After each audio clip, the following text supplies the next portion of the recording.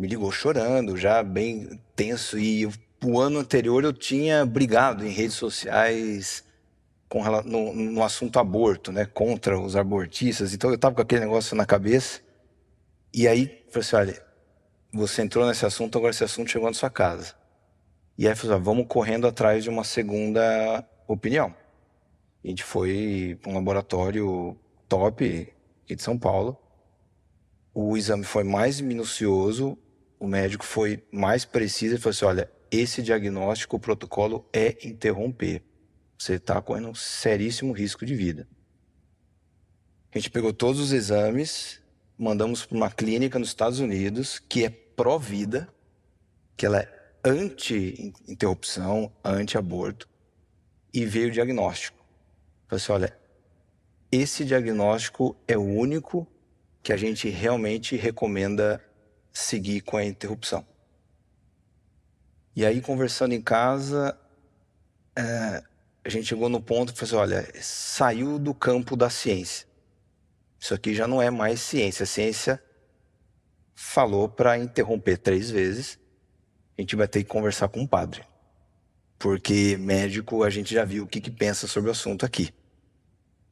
E começamos a conversar com um sacerdote. Falei assim, calma, peraí, vamos ver, vamos rezar, vamos conversar com outros profissionais. Começamos a ir atrás de outros profissionais. Achamos um médico mais experiente, o Dr. Zitron, e ele falou assim, olha, complicado, né?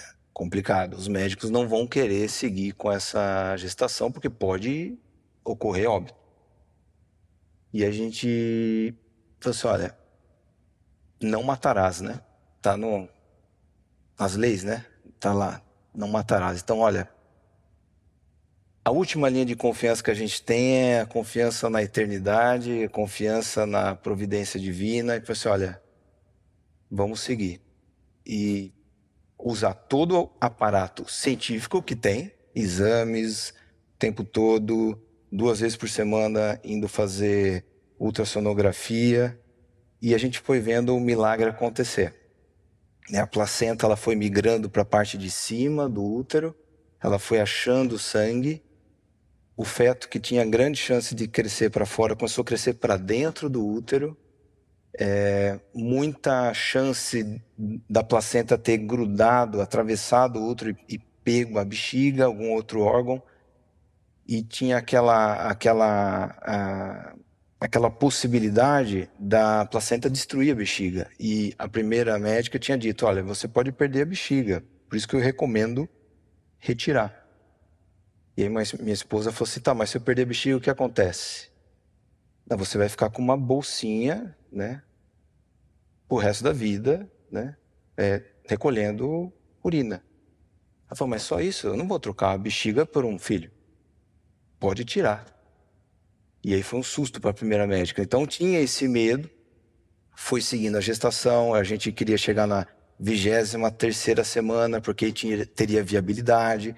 Chegou na 25ª, estava perto do pulmão ficar pronto. A gente correu várias vezes no médico com hemorragia e nessas horas o Covid ajudou, porque não tinha trânsito.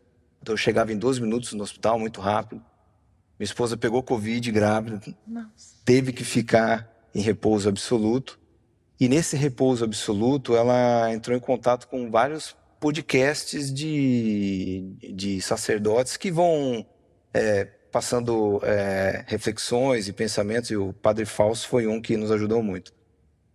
Quando chegou na 28ª semana e o pulmão estava pronto, a gente já estava assim, tenso, porque em qualquer momento poderia ter que retirar, né? Ter que fazer o parto. E seria muito pequenininho, né? E foi avançando, 32ª, aí você já é um prematuro super viável, 33ª, e não poderia chegar, o máximo seria a 36ª semana, porque você não pode entrar em trabalho de parto de jeito nenhum. O útero não aguenta. Chegou na 32ª, na 36ª, que foi o limite, e a gente foi para o parto. Só que foi uma sala assim com mais de 20 médicos. Você tem que entrar com equipe vascular para interromper a vascularização do útero. grande chance de você retirar o útero, de ter que ter uma reconstituição de bexiga. E teve lá uma equipe de urologia também. E eu junto, foi uma cirurgia de 5 horas e pouco, mais ou menos. Com 4 horas e meia eles me tiraram da sala. Então a Clarinha nasceu super rapidinho, assim. Me tirou rapidinho, ela nasceu já com 3 quilos, grandinha, perfeita, estava no colo. Mas a minha esposa estava numa situação bem ruim. Então perde muito sangue, o útero ele foi completamente destruído pela placenta. Então a placenta ela rasgou o útero, mas vedou o rasgo ao mesmo tempo. Ela foi selando o útero, pegou um pedaço da bexiga, teve que ter reconstituição de bexiga. E em um dado momento me tiraram da sala. E eu sabia o que poderia acontecer. A gente já tinha conversado sobre isso. No caminho para o hospital, minha esposa falou assim, olha, eu preciso te falar 2 coisas aqui, porque senão eu vou ficar com a consciência pesada e pode ser que eu não volte. Eu falei, não toca nesse assunto ruim, vai dar tudo certo. Eu falei, não, eu preciso falar. Tá bom, vai.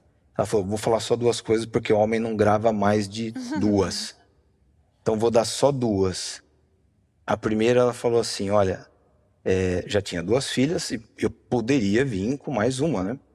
Ela falou, ó, não elimine a rotina de casa. Mantenha a rotina do café da manhã, da frutinha da manhã, almoço, soninho à tarde e dormir. Rotina. E a segunda, ela falou, não as afaste de Deus. Só isso. Continua com a rotina e não as afaste de Deus. Se você fizer isso, eu estou bem.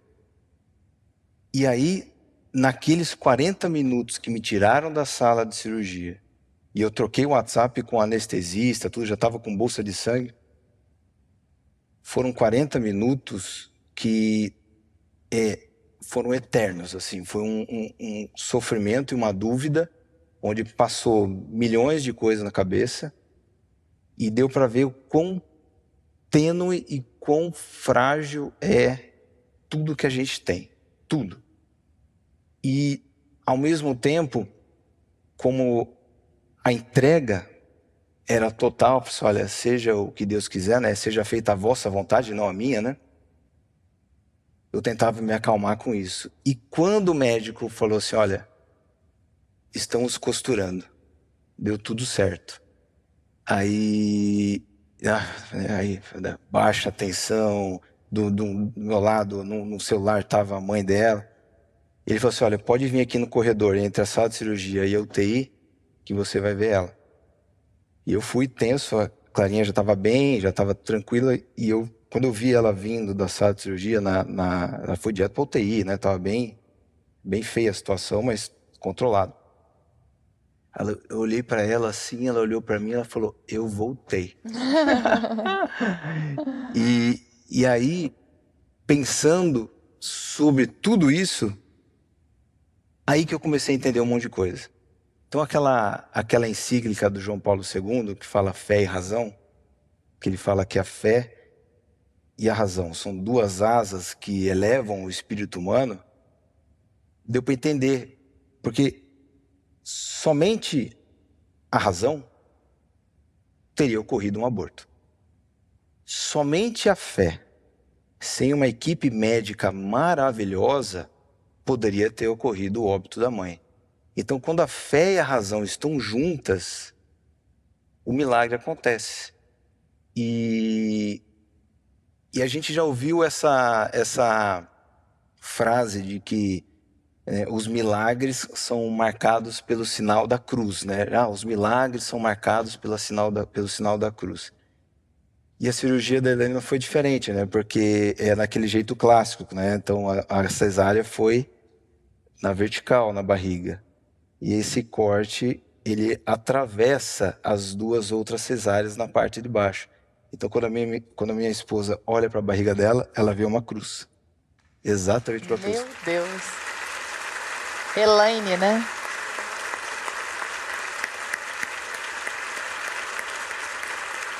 Então, assim, valeu muito a pena ter confiado. Valeu uma vida para mim.